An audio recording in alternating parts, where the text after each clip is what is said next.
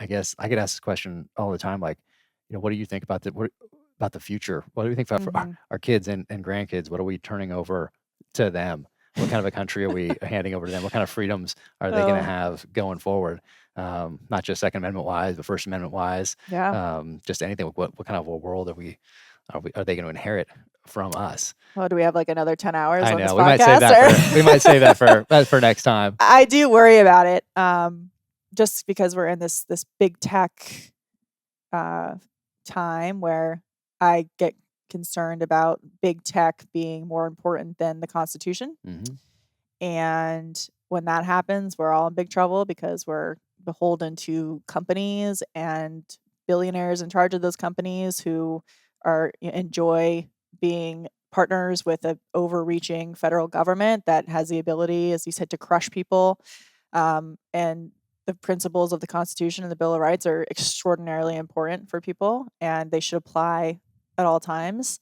But when you have attacks on the First Amendment and attacks on the Second Amendment, and you start pulling one or two of those rights out, they all kind of fall apart. So, and this justification of censorship, even if it's like a private company, is I think really alarming because how do people function if you can't have a bank account or you can't speak about anything, or all of our media sources are through private companies, which is how it should be, but then we're only telling one side of the story, or censoring information that is true but harmful to a certain side of the political aisle, so therefore we're not going to talk about it. I think it's like we're at a place where big tech is kind of overtaking some of these principles, and this newer generation thinks that words are violence. And I think that's a problem, because if you think words are violence, then that leads to book burning and all kinds of very bad places. So I'm worried about it. Yeah, no, definitely. I think about it now all the time that our kids are getting older and Yeah. moving into the high school and beyond.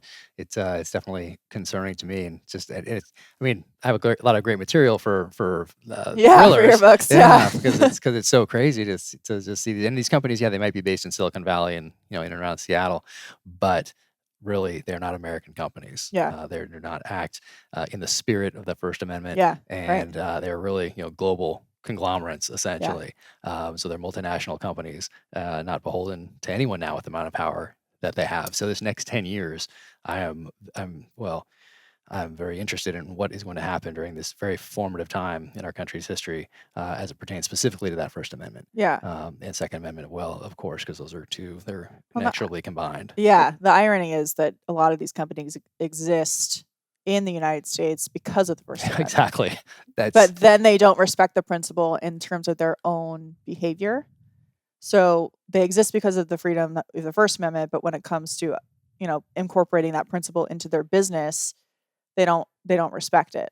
And so that's a problem. You're right, it's a global issue. I think that the bigger the globe gets and more globalized it gets, the harder it is for people to be patriotic or to hold on to the principles of their country and their constitution, because that's nationalist, right? And we don't like nationalism. No.